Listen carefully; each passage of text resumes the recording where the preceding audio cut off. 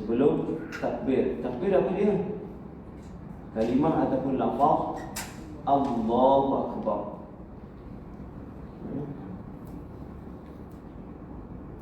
Sunat melafazkan niat dalam hati. Niat dalam hati, tak ada suara. Itu yang dikatakan niat. Dia qasdu syai' muqtarinan bi fi'li. Yang lepas kita dah bincang. Adapun berlafaz dengan niat adalah sunat. Diri niat itu sendiri adalah rukun sembahyang, fardu. Niat yang di dalam hati itu adalah rukun sembahyang. Adapun yang di mulut itu sunat. Kalau ada orang dia tak berlafaz dengan niat, hanya dalam hati, sah niatnya. Kalau ada orang yang hanya berlafaz dengan niat, hati tak ada, hatinya lalai, maka dia gagal dalam mendirikan rukun sembahyang.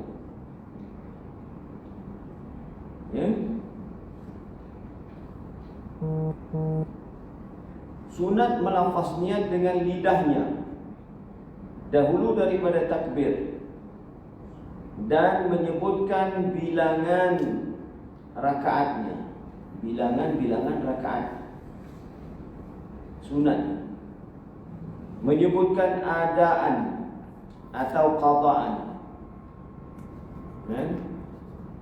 dan mengidafatkan bagi Allah. Idafatkan bagi Allah. Apa dia? Lillah. Lillah itu idafatlah. Kerana Allah. Sandarkan kepada Allah. Mengidafatkan bagi Allah. Seperti katanya, usalli fardad dhuhri arba'a raka'atin adaan lillahi ta'ala. Nah, inilah lafaz niat yang dilafaz di mulut, di lidah, kedengaran di telinga. Tapi bukan niat. Beza tu. Dia lafaz niat. Niat sebenar ialah yang dalam hati. Yang jadi, yang mesti ada, yang dalam hati.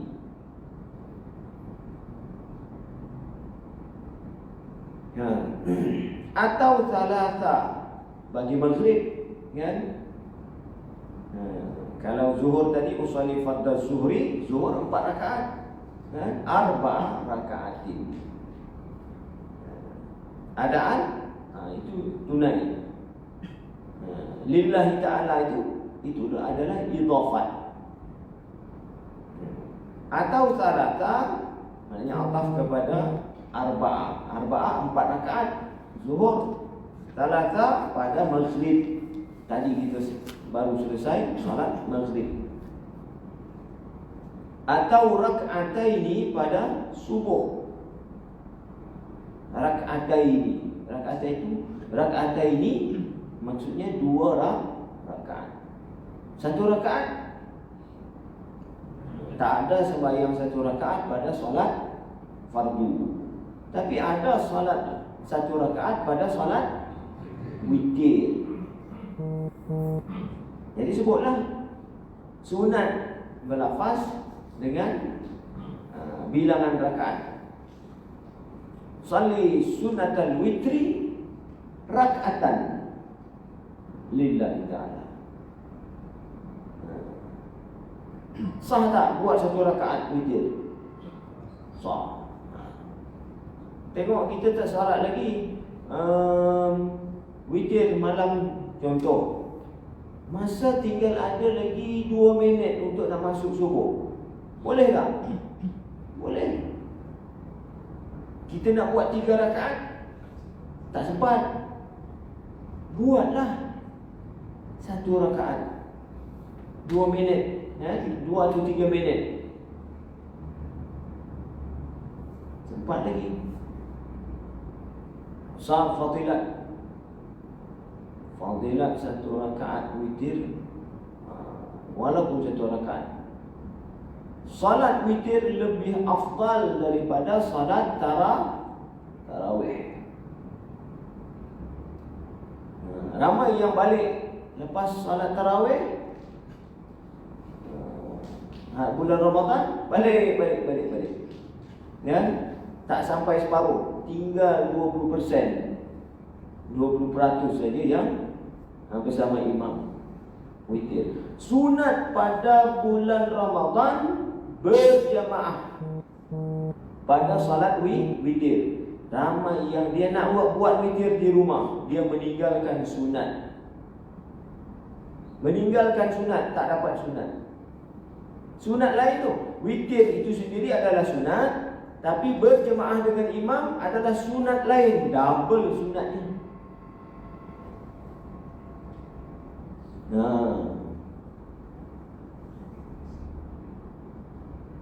Okey. Solat sunat witir dia disunatkan setiap malam, bukan hanya pada bulan Ramadan. Sepanjang setiap malam, setahun 365 hari. Jadi kurang lah. Sepanjang tahun ada salat witir, sama dengan salat qabliyah, sama dengan salat duha. Ulunlah. Ada orang yang dia rasa sedih, dia kata tak meriah lah. Bila dah Ramadan tak ada, katanya kita tak ada dah salat yang banyak-banyak. Ya? Dia pun rasa kecewa. Kenapa rasa kecewa? Nak salat lama, banyak macam salat bulan Ramadan, buat witir berapa rakaat? 11 rakaat. Malam ni boleh buat. Masa salat witir ialah lepas salat Isyak. Lepas salat Isyak, buatlah salat Ba'diyah Isyak. Ingat, Ba'diyah Isyak tu lebih besar daripada witir, itu susunan. Sebab dia adalah pengiring salat fardu. Salat-salat sunat saya dah hari itu dah susun ada berapa? 30 jenis. Nanti kita akan bentang satu ketika, tengok keutamaan. Oleh kerana ramai tak tahu, dia tak ikut susunan. Kadang dia memilih yang kurang afdal daripada yang afdal. Kita akan saksikan di mana-mana, dengan sebab tak ada ilmu, orang akan tinggalkan salat Ba'diyah Isyak. Oh, kena kabut, dia nak salat tarawih bersungguh, tapi salat Ba'diyah dia tinggalkan. Ramai yang menyandar di dinding masjid, di dinding surau, di tiang masjid, pergi keluar masjid, belum lagi katanya tarawih. Lepas doa, waktu salat Isyak tu, sunat Ba'diyah Isyak itu sangat afdal. Nabi tak pernah tinggal. Yang Nabi tak pernah tinggal ialah salat qabliyah Ba'diyah. Tak pernah Nabi tinggal. Tarawih ada Nabi tinggal, tak buat tarawih. Itu terbalik. Kita tak tinggal tarawih. Saya Ustaz 30 malam, alhamdulillah katanya, saya penuh tarawih. Tapi Ba'diyah ada buat. Ba'diyah tak adalah, itu katanya bila-bila boleh buat. Ya, tarawih ni bulan Ramadan, belum tak. Ba'diyah ada bulan Ramadan, tak ada bulan Ramadan, tetap ada. Sama dengan witir. Ranking ni, susunan, keutamaan salat-salat sunat.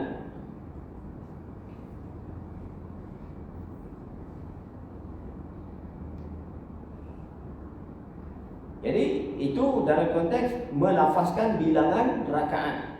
Ya, kalau salat fardu sebut berapa rakaat, sama ada 4 atau 3 atau 2 rakaat.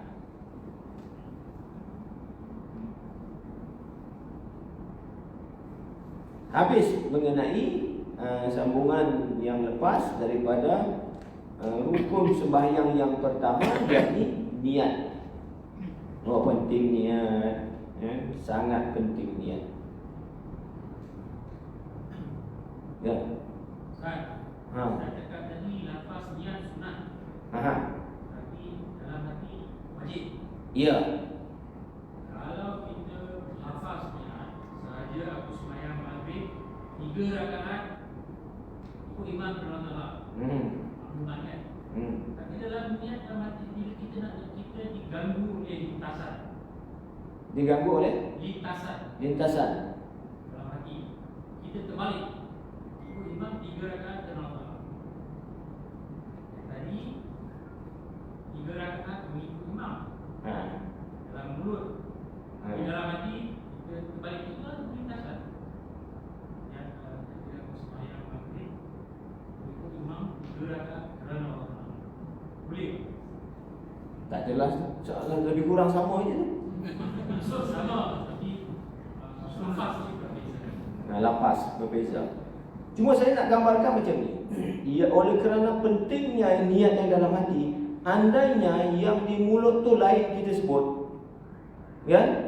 Kita sebut lain, yang dalam hati lain. Dalam hati memang betul maghrib, kita sebut solat asar contoh, atau solat isyak contohlah. Ni nak bagi gambaran, maka sah sembahyang itu sebab yang dikira yang di dalam hati. Penting. Tapi andai terbalik, yang ni waktu maghrib, tiba-tiba niatnya waktu isyak dalam hati, tak sah. Nampak? Nah, itu saya nak gambarkan. Terjawab tak? Maknanya saya nak beritahu yang dalam hati itu yang penting, fardu. Jadi kalau orang dia niatnya dengan lafaz niat di mulut sama, itu berganda lah. Dia dapat yang fardu yang dalam hati dan dapat juga sunat yang di mulut. Boleh? Okey. Ranking Ustaz. Kalau kita bangun qiyam, apa yang sunat dulu?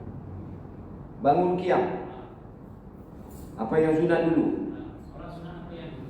Apa sahaja solat sunat di dalam masa qiyamul lail itu dikatakan solat qiyam lah tu. Tak kira susunan. Sama ada kita buat witir, sama ada kita buat hajat, sama ada kita buat sunat taubat, ya, maka sudah dikira sebagai mendirikan qiyam. Sebab maksud dari segi bahasa qiyam itu, tarawih itu sendiri adalah qiyam. Nampak? Kalau witir kita Cuma sunat kita mentakhirkan solat witir. Okey, kalau kita nak buat pilihan, kita nak buat solat pelbagai, ya, solat taubat, solat hajat, solat witir, maka takhirkanlah witir, ya. Dan bila sudah buat witir, jangan buat yang lain lagi. Okey?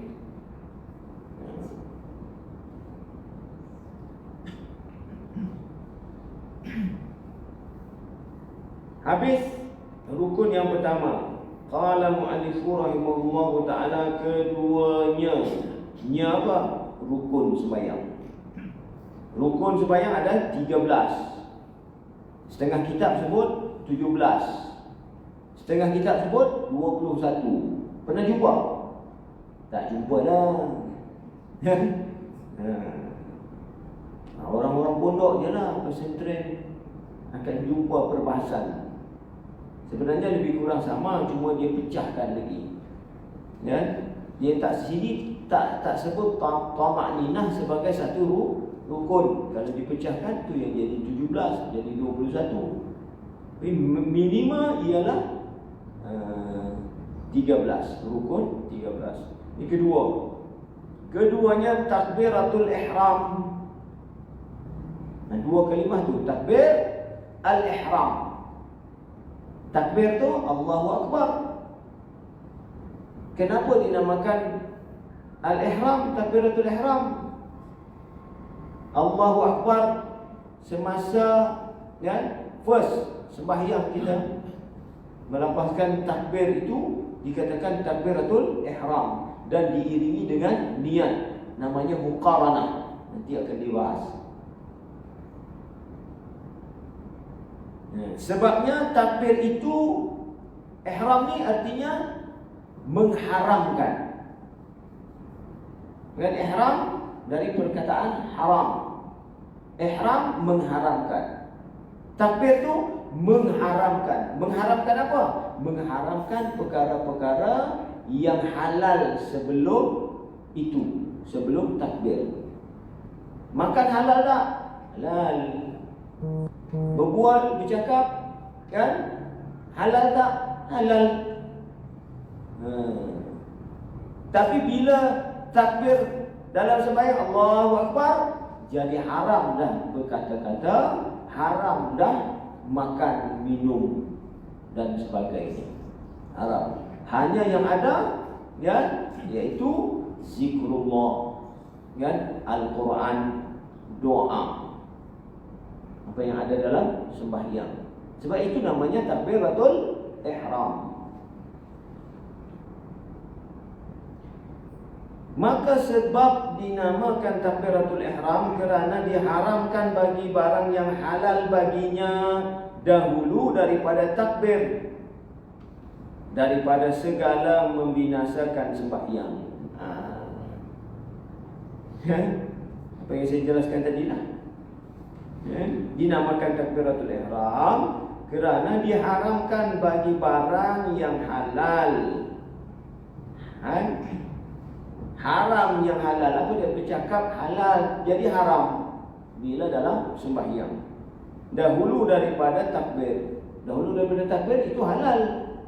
Bila lepas takbir tak boleh dah. Daripada segala membinasakan sembahyang. Bila cakap binasalah sembahyang, batal sembahyang. Kan?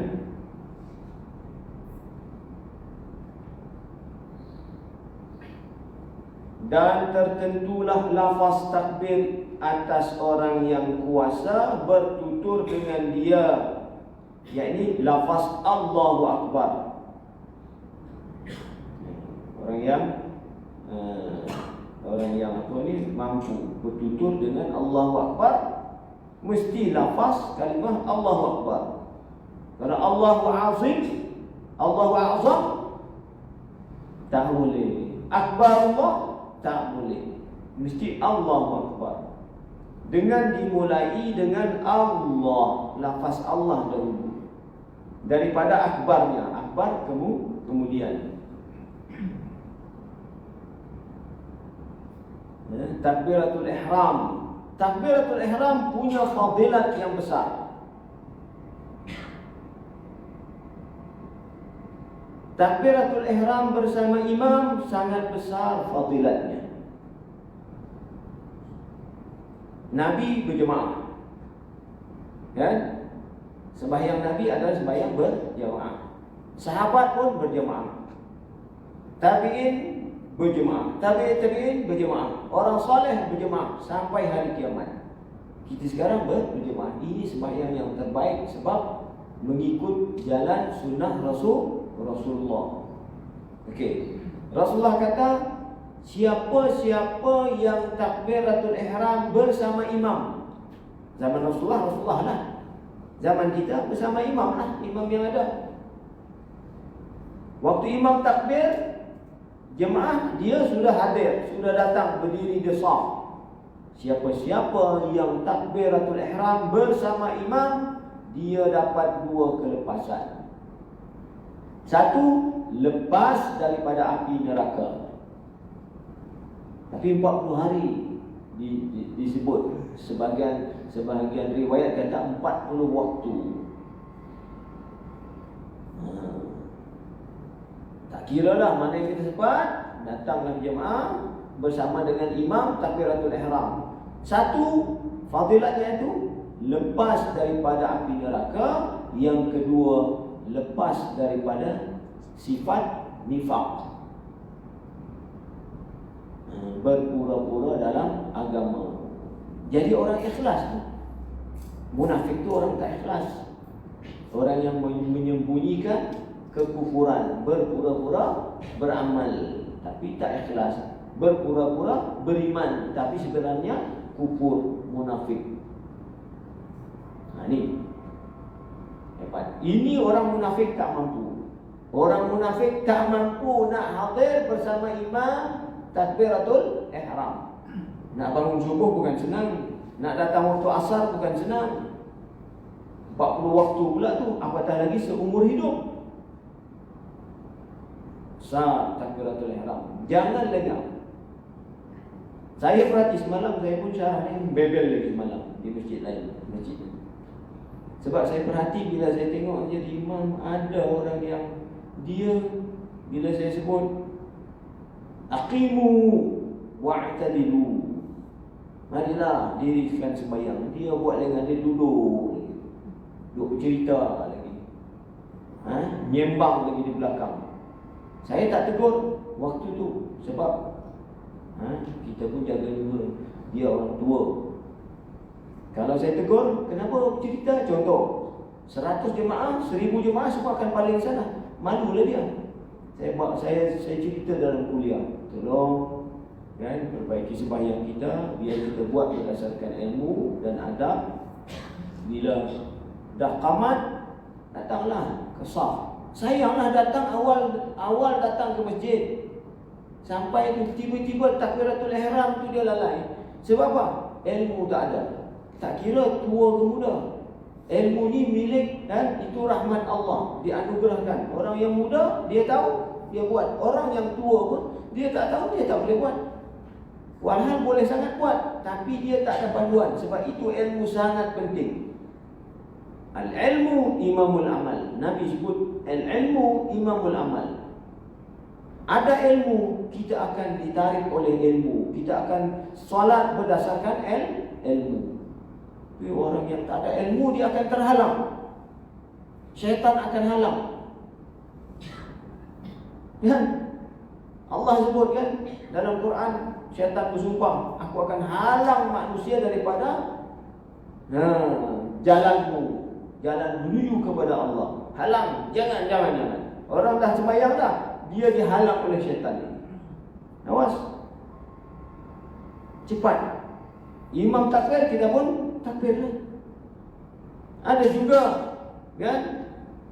Syaitan berjanji, aku akan halang manusia daripada depan, daripada kiri, daripada kanan, daripada belakang. Halang daripada belakang, gimana? Kadang ditolaknya kita. Bagi orang tak ada ilmu, ditolak oleh syaitan. Tolak apa? Terlajak pula. Terlajak macam mana? Ini banyak berlaku. Imam sujud, lagi-lagi sujud akhir. Bangun imam daripada sujud, Allahu Akbar, dia tak nak bangun. Itu pun, itulah ulama kata, disebut yang ditolak oleh syaitan. Terlajak dia. Dia ingat lebih dia daripada imam. Cuma tasbih 3 kali, aku nak hentam tasbih sampai 11 kali. Sebab aku lebih daripada imam. Dapat apa? Syaitan punya kerja.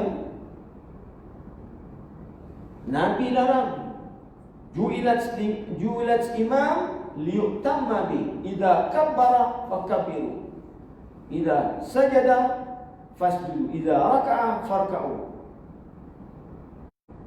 Apabila imam takbir, ikut takbir. Apabila imam rokok, farka'u, rokoklah. Apabila imam sujud, dah sujud dah, ikut sujud. Apabila imam angkat kepala takbir, lihat apa saja pergerakan imam, ikut. Itu yang terbaiknya.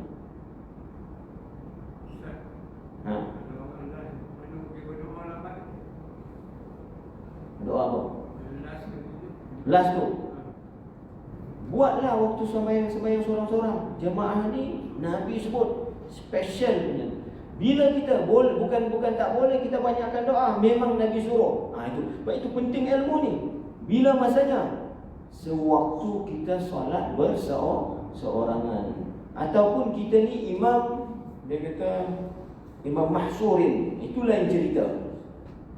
Ini bukan imam mahsurin. Itu perbahasan banyak. Maksudnya imam tu dia seorang tok guru, punya murid-murid yang khas, yang khusus, semua setuju.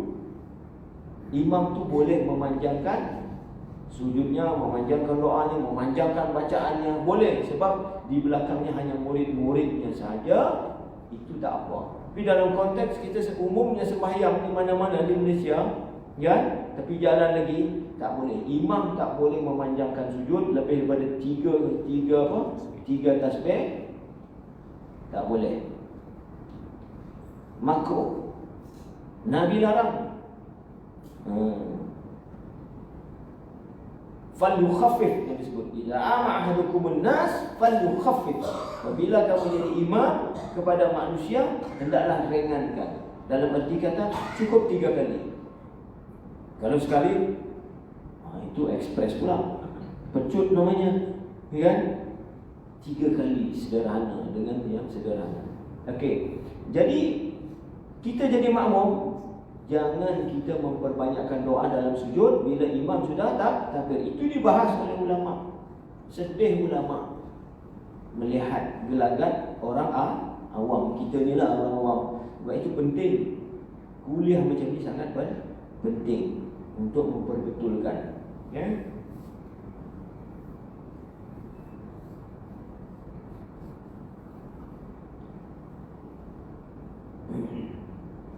Dan wajib disertakan niat itu, yakni qasad dan ta'rad dan ta'yin pada sembahyang fardu, atau qasad dan ta'yin pada sembahyang sunat yang mempunyai waktu dan sebab, atau qasad hendak sembahyang jua pada sembahyang sunat mutlak dengan awal takbirnya. Dia berkait dengan yang lepas ni. Kita dah beritahu kan, dalam sembahyang tu ada qasad, ada ta'rad, ada ta'yin. Itu niat. Okey. Dalam takbir ada niat. Kata ni. Nampak Ulang balik. Wajib disertakan niat itu, yakni qasad dan ta'rad dan ta'yin pada sembahyang fardu.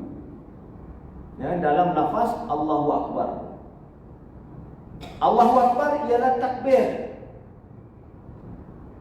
Satu rukun yang kedua Allahu Akbar. Itu adalah rukun yang kedua dalam sembahyang. Rukun pertama apa dia? Niat. Jadi kata tuan kitab kita, wajib disertakan niat tadi, iaitu apa dia? Niat qasad dan ta'rad dan ta'yin pada sembahyang fardu. Kena ada. Atau qasad dan ta'yin pada sembahyang sunat yang mempunyai waktu. Witir ada waktu, duha ada waktu, qabliyah ba'diyah berwaktu. Itu kena ada qasad dan ta'yin. Dan sebab, yang bersebab, contoh sebab wuduk. Sebab naik ke masjid, tahiyatul masjid, itu ada qasad dan ta'yin. Atau qasad hendak sembahyang jua, semata-mata sembahyang, aku nak sembahyang, ya, aku sembahyang pada sunat mutlak. Itu sunat mutlak yang tak kait dengan sebab dan waktu.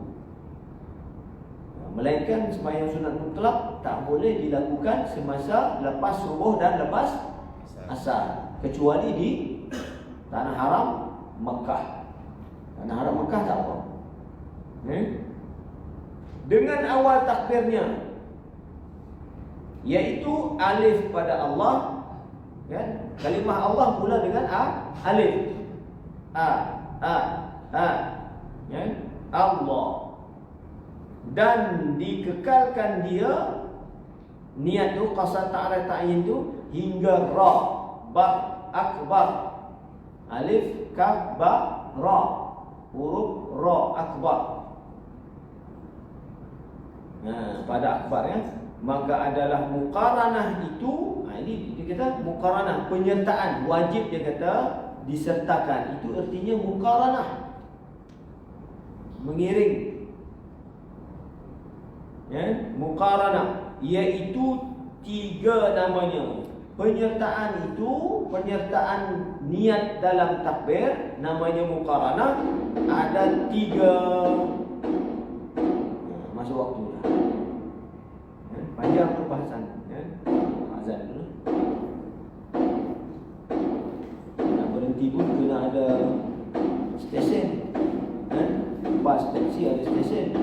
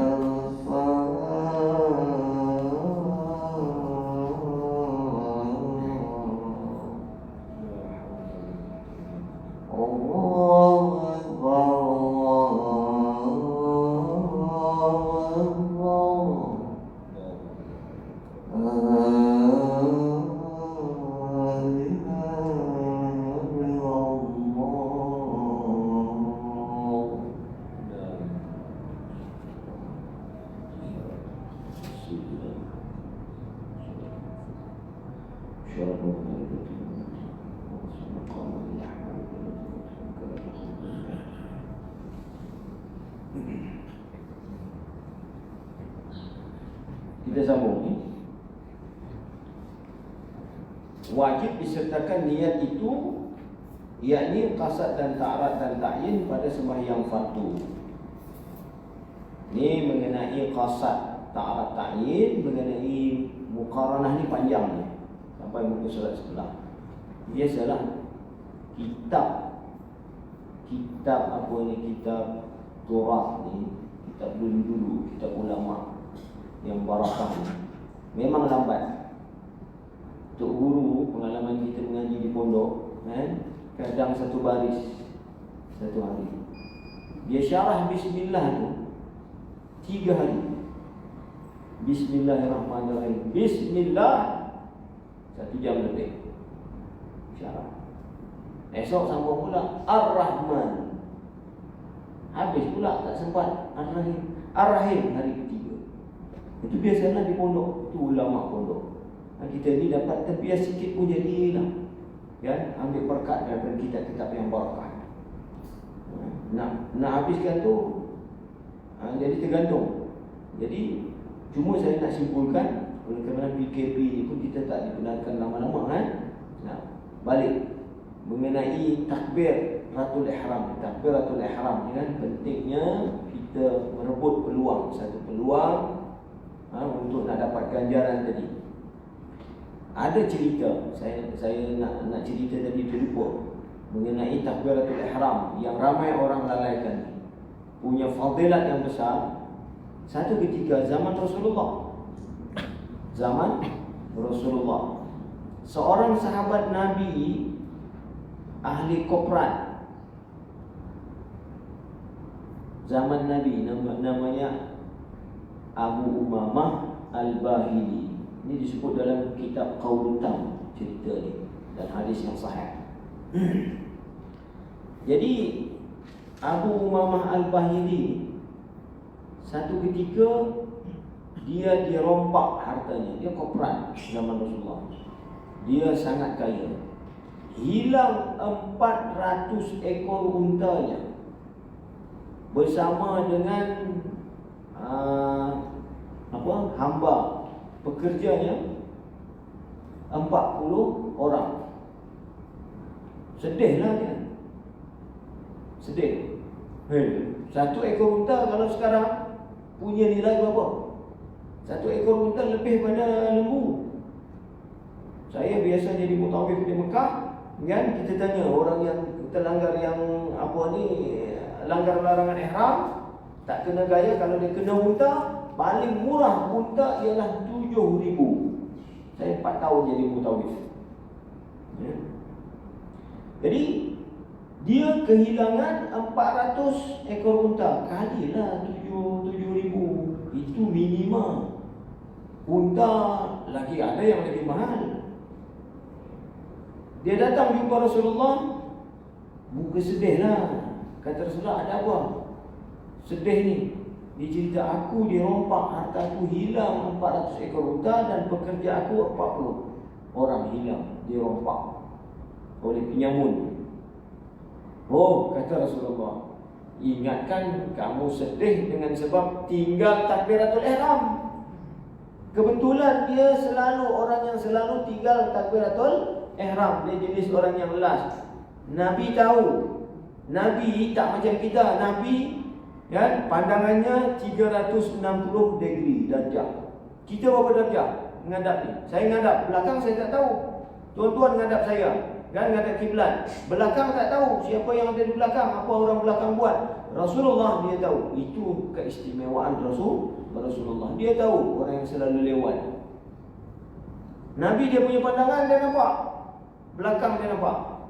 Orang bercerita ke apa kan, dia tahu. Ni sahabat ni tadi katanya, aku sedih. Ingatkan sedih dengan sebab kamu selalu lewat,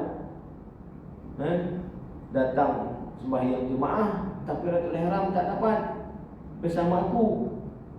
Dia terkejut. Ya Rasulullah, adakah rugi tinggal takbiratul ihram bersama imam itu lebih dahsyat berbanding kerugianku yang aku alami ni, hilang 400 ekor unta ni, dengan 40 pekerja? Kata Rasulullah, bahkan lebih rugi berbanding kehilangan unta sepenuh bumi. Tengok, harga takbiratul ihram, nilai. Kalau nak dinilaikan lah, sebab itu sembahyang ini adalah projek paling besar di muka bumi. Itu baru takbiratul ihram, belum 2 rakaat. Itu yang Nabi sebut rakaatal fajri. Rakaatal fajri khairun minad dunya wa ma fiha. 2 rakaat salat sebelum subuh itu nilainya lebih besar, lebih baik daripada dunia dan isinya yang kita lalaikan. Ni dari takbiratul ihram, Nabi kata, kehilangan kamu tu, ruginya kamu tak takbir bersama imam, bersama aku, kata Rasulullah, lebih rugi dengan kerugian andai kehilangan unta sepenuh bumi. Masya Allah, subhanallah, tingginya nilai sembahyang, tak terkira. Sebab itu nombor 1 sebenarnya, sesolatlah dalam hidup kita ni. Jadi sebenarnya sembahyang itu adalah kekayaan. Sembahyang itu adalah kemewahan. Tak ada lebih daripada sembahyang. Nabi disebut, ada kan yang lepas, tak ada anugerah Allah yang lebih besar di muka bumi ini melebihi daripada diizinkan seseorang menunaikan sembahyang 2 rakaat. Tak ada lebih. Okey? Sangat hebat sembahyang, sangat hebat. Jadi sekadar itulah dulu saya baik. Ustaz, imam boleh dengarkan sikit tak bila nampak jemaah baru masuk walaupun dah kata boleh mana lewatkan tunggu dia masuk, tunggu dia ni, boleh? Imam. Kalau kita tengok keadaan, kan? Contoh ada satu keperluan yang mendesak, kan? Mungkin kita agak hujan ke, orang agak lambat sikit, kita boleh tangguh sikit. Boleh. Itu atas imam. Sembahyang jemaah, qamat adalah hak imam. Azan adalah hak Bilal. Nampak? Imam dia boleh tangguh sembahyang mengikut keadaan yang sesuai lah, yang pada uruf tak menjadi fitnah. Disebut dalam kitab, jangan yang ditunggu tu kerana pangkat dunianya, jangan. Tapi kalau contoh ada orang alim, kan, orang yang dihormati, kita nak hormati dia, diharuskan dengan ada maslahat, kan? Ada jenazah kan nak tunggu jenazah, macam solat jenazah kan nak tunggu sekejap, contoh. Tapi sunat jenazah dicepatkan. Yang sunatnya jenazah dicepatkan. Okey? Ustaz, ada 2 soalan. Baik, banyak soalan. Kejap. Muslimat bagi muslimat. Soalan pertama, contohlah kita dari Kelantan ke Kuala Lumpur, kita nak buat solat jamak. Sebab kita tahu bola sepak tu agak Mila kan. Tujuan kita tengok bola sepak. Okey. Contoh yang kedua, kita nak pergi Langkawi, kita nak tahu tempat malam di sana. Tujuan nak melawat, melacuk. Boleh tak kita jamak? Sebab kita tak tahu berapa hari. Kalau kita tak tahu berapa hari baru boleh kita jamak. Itu yang bersyukur. Kita nak pergi Langkawi 4 malam. 4 malam. Boleh tak jamak? Okey. Dengar sini ya. Pergi Langkawi itu kan memang lebih daripada kadar minimum. 2 marhalah. Dia 90 lebih kurang 91 km je kita sudah boleh jamak. Sana tu dah ke Langkawi mungkin 400 km dah. Okey, cuma soalannya 4 hari. 4 hari boleh kita jamak selama jalan, berada di sana dan balik. Yang tak boleh ialah, dengar sini, sekiranya kita niat bermukim di satu tempat, contoh tadi Langkawi, tolak hari pergi dan hari balik. Hari pergi, hari masuk, tak masuk, tak kira. Hari balik pun tak kira. Sampai di Langkawi, kita niat bermalam di sana lebih pada 3 malam, iaitu 4 malam full. 4 malam, 4 hari 4 malam, 24 jam kali 4. Bila kita niat, kita sampai di sana, hari sampai tu kita tak boleh jamak dah. Sebab lebih pada 3 hari. Ini tadi katanya 4 hari tu, 4 hari termasuk hari berjalan tak? Hari masuk dengan hari keluar. 4 malam di sana. Kalau sehari di sana 4 malam, tak boleh jamak. Sehari pertama pun sudah tak boleh jamak. Dengar sini, ambil perhatian sebab ini sangat mengelirukan. Ramai orang yang bila dia duduk 4 hari, dia duduk hari pertama tu, dia kata hari ini boleh jamak, besok boleh jamak, hari ketiga pun boleh jamak, hari keempat tak boleh jamak. Itu adalah tafsiran yang salah. Nampak? Ini banyak berlaku. Saya pun kena lah. Saya pun amal ni dulu sebab guru tak jelaskan betul. Ramai orang buat ni. Pergi ke mana-mana kursus kan? Kursusnya sebulan, kursusnya seminggu, 7 hari. Dia jamak hari pertama tu dia jamak, hari kedua dia jamak, hari ketiga dia jamak. Tak boleh. Yang dia boleh jamak sewaktu perjalanan sahaja. Nampak tak? Contoh dia lambat sikit sampai, dia singgah-singgah. Daripada Kuala Lumpur ni, dia nak pergi ke Langkawi, dia singgah di Kedah dulu. Kan? Semalam 2 malam contoh, setengah hari. Waktu tu dia boleh jamak. Bila sampai di Langkawi, dia niat, dia kata masuk check-in hotel dah. Sampai dah dia kata kita di sini 4 malam ni full, tak boleh jamak. Sudah terlucut jawatan musafir. Dia bukan lagi musafir, dia mukim. Namanya mukim. Kalau dia tak ke mana-mana. Wallahu a'lam.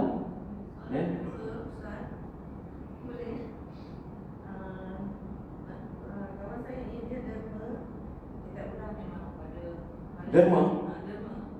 Palestin, Syria. Dan Mak Hafiz tempat lain kalau dia derma. Jadi dia sebelum tu dia pergi umrah dekat Tahun. Adakah elok dia pergi dekat Tahun atau dia dermakan duit tu? Tapi sedekah dia tu dah lebih pada, kira setahun dia derma dalam 100,000. Pada Palestin, Syria, tempat lain kan? Tapi boleh tak dia pergi buat umrah lagi? Dia boleh buat umrah. Sebab umrah tu lebih seloknya tak elok lah, tidak tahu sebab bagi pada orang lain kan. Soalnya Sedekah dia dah buat, tapi dia nak pergi umrah, boleh tak? boleh. Boleh. Cuma dari segi keutamaan lah. Keutamaan. Kita dah banyak kali umrah, kan? Ada orang yang menangis, kan? Sampai tua dah, kan? Daripada awal hidupnya tak pernah. Cita-cita sangat kuat. Andai kita tahu orang yang begitu, kita dah biasa umrah, tiba-tiba kita tak pergi umrah, kan?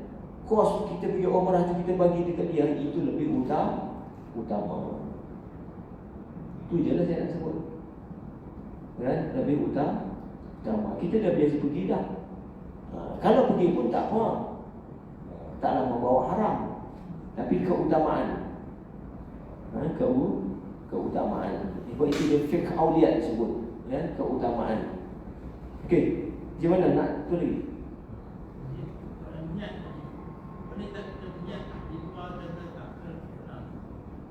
Boleh Boleh tak kita niat? Di luar daripada takbiratul ihram. Di luar daripada takbiratul ihram. Sebahagian qil pendapat boleh. Sebahagian kecil ulama, ya, mungkin 1% mengatakan boleh. Jadi kalau ada yang tak mampu nak qasad ta'arad ta'yin, muqaranah kamaliyah, muqaranah urfiyah, muqaranah tauzi'iyah, dia tak mampu, maka dibolehkanlah. Kalau tak mampu. Tapi itu bukan yang utama. Okey. Ya, assalamualaikum warahmatullahi wabarakatuh.